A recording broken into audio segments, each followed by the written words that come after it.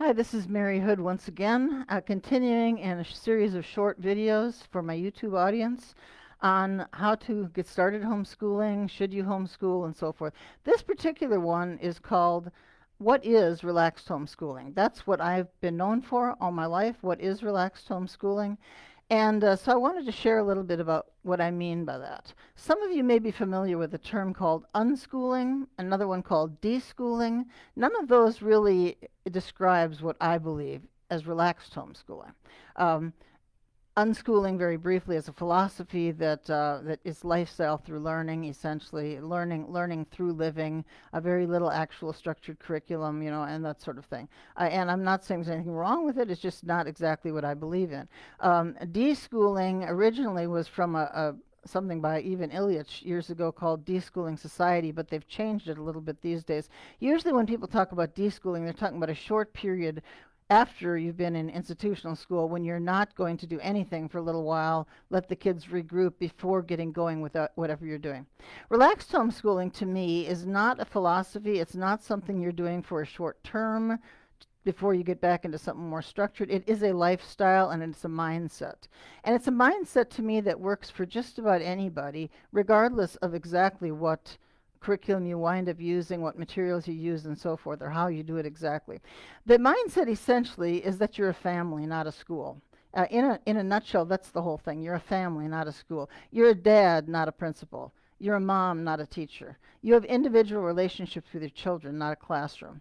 And from there, you need to start really thinking about all the assumptions you have that you probably got a lot of them in the public school setting, about what learning is and what education is, and start challenging those assumptions, setting your own goals, and making up your own schedule and looking at your kids as individuals and all that sort of thing. So it's really a mindset and a lifestyle, and it's one that I know worked really, really well for our family over the course of many years, and it is really relaxing. I'm not saying it's always easy. Certainly none of this is ever easy, but it certainly was a lifestyle that did not drive me bonkers, and that where the kids each were able to achieve their own goals. My 5 kids are all grown now. The youngest is just turning 30. The oldest one is in his 40s. They're all extremely individualistic kids. Well, not kids anymore; they're adults now. But they're individuals, and they're strong individuals. They don't come by me, not nearly enough, to ask me questions because I feel that they were prepared for life, and they're all doing very well in what they're doing. So again, this is a lifestyle. Um, it's a lifestyle of flexibility. It's a lifestyle of setting your own goals, like I said. I think what I want to do right now is go back a little bit and flesh out a little bit more about what I meant by the dad's not a principal, the mom's not a teacher.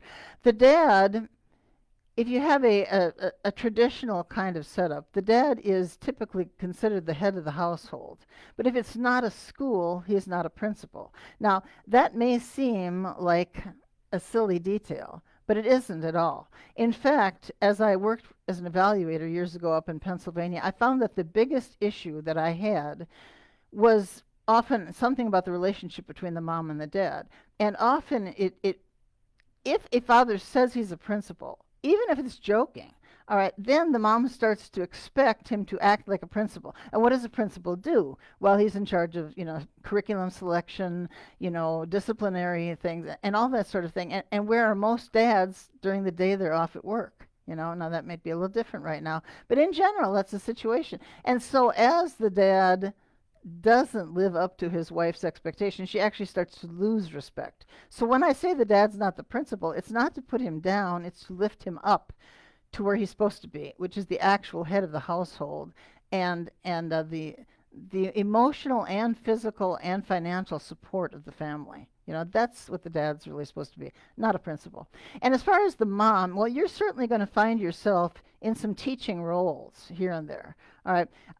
You'll be sitting next to the child reading to them on the sofa. You'll be finding a good math curriculum and using that with them at some point. You'll be taking field trips and going places and going to the library and do all sorts of things that look a little bit like a teacher. But what you don't need to do is to turn into a teacher at 9 o'clock in the morning and stay that way for 4 hours and then turn back into a mother. This needs to be a normal part of your life. And I'll tell you one thing, if that worked with little children, you'll find it's not going to work with teenagers. You know, when you're talking about a 17-year-old boy, you're lucky if they're receptive to your role as a mother. They're not going to be receptive to your role as their teacher. So you really need to get this idea that it's a family working together, setting goals, treating each other with respect, treating each other with individuality, figuring out what you're going to do. And of course, I have a lot of other tapes, longer ones, some on the Facebook group, Relaxed Homeschooling with Mary Hood, some that I normally sell, but right now our website is down, so I can't refer you to that. But I have a lot of that sort of tapes fleshing out a lot of things, and I'll continue to put up these short things on YouTube. Now, the only thing I see, I have about 5 minutes, so I'll talk for about another 3 minutes or so. When I say about thinking about through your own goals, maybe sometime I'll do a whole one of these on goal setting. But what I'm looking at is I'm looking at a young child and trying to decide what I'd like them to be like when they're 18. So I'm talking about long-range goals. And I think them through in 6 areas, which are roughly in order of importance: values, attitudes, habits, and then if I'm doing a workshop, I would draw a line right there. And then skills, talents and interests, and knowledge. You'll notice that the knowledge is on the list, but it's deliberately in last place. You'll notice that the values is deliberately in the top place. And the reason for the line is that's sort of what I call the middle school shift. When children are little, I think it's all about values, attitudes, and habits. And I'm not just talking about the typical ones. I'm talking about like the academic ones, the loving to learn, the having a can-do attitude, and so forth. The desire to go look something up in an encyclopedia or find out where somewhere is on the globe, or of course go and Google. It's a new world. We didn't have Google when my kids were little, but I'm just saying, you know, that helping them learn to love learning and to have the habits that help that. It's just like when I talk about goal setting with adults. Goals are fine, but if they're not supported by habits that you develop that are going to, you know, move you along the path to those goals, are not going to work that well. All right. An example of that in my own life is exercise. I have every morning of my life, with very few exceptions, I would have been very sick or very pregnant or something, I have done flexibility exercises. It's such a part of my life, I never even think about it. I'm almost 70 and I go hiking on the Appalachian Trail and kayaking and so forth. You know, and I couldn't do those things if I hadn't been doing flexibility exercises from a very early age. On the other hand, I intend to do aerobic exercise. I intend to do all these things. I want to go walks every day and all this sort of thing. But it's not a habit. So I don't know exactly when it's going to happen.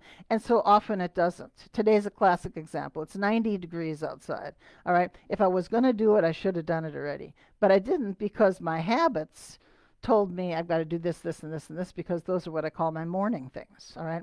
And nowadays, when I want to do this, believe it or not, I'm tied to a particular time of day because I'm in a room downstairs and this is the only time of day there's sufficient natural light to do it. So because of that, I'm having trouble figuring out a time.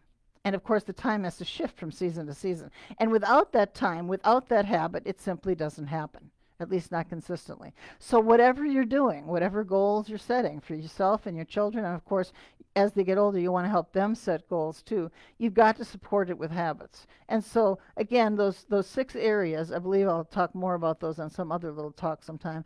Values, attitudes, habits, especially in the elementary years. And then skills, which I tend to work on a lot when they're teenagers, maybe more than what subject they're taking. And then their own talents and interests, which are very critical at that age, and then knowledge. All right. And when I first started doing this many years ago, my friends used to say, now be sure to tell everybody that your kids are very knowledgeable. And they are, they always were. But they mainly got a lot of that knowledge, especially when they were young, by being read to, by participating in interesting lifestyle, by having adults around who would talk to them about interesting topics and so forth. It was very, very rare that it was because I did some major textbook on some specific topic that they became knowledgeable. So at any rate, I have lots of more things on relaxed homeschooling, my books, obviously, and I want to make the point here that this is a nonprofit business. I make no money on any of this, just so you know, at least not at this point. If I ever make money, it's because I'm teaching or something, and right now I'm not doing that. But so all of these books and everything just goes back to our own nonprofit organization that's here to serve you. So I'm not doing any of this to elevate myself or make money at this point. You'll notice that little thing behind me that looks like a little tape set. That's also the Relaxed Homeschooling Workshop series, which is a series of 8 CDs. And I will make that available again. I've been mostly carrying out MP3s lately, but very temporarily my website is down for a little repair work. So when it comes back up again, I have www.archersforthelord.org, ARCHERS 4 FOR thelord.org. And I also just got the domain relaxedhomeschoolingwithmaryhood.com, and I'll probably be doing something with that sometime soon also. But for right now, I'm sorry, I don't really have a way of making that available to you. If you do really want something of mine and you can't find it anywhere, you could try emailing me at mary.e.hood@gmail.com. So that's it for today. I'm trying really hard to keep these things to less than 12 minutes so that you can watch them in between the other things that you're doing these days. I've also put up a longer video on here called Dealing with the Naysayers, which is about a 20-minute video that I had on my Facebook group, and I'm also going to search for one on dealing with reluctant spouses, and I'll be putting both those up again. And again, when I get going with videos here in a couple of days, I'm going to start with more of the how-to ones. You know, how do you find out if it's legal in your area? How do you find resources and so forth? How do you get going? So I promise I'm going to be practical. But these first few ones, I just wanted to kind of get your mindset straight and organized. All right, thanks very much. And remember to subscribe. There should be a little red subscribe button down there. And also to join our Facebook group, Relaxed Homeschooling with Mary Hood. Thanks a lot. See you next time.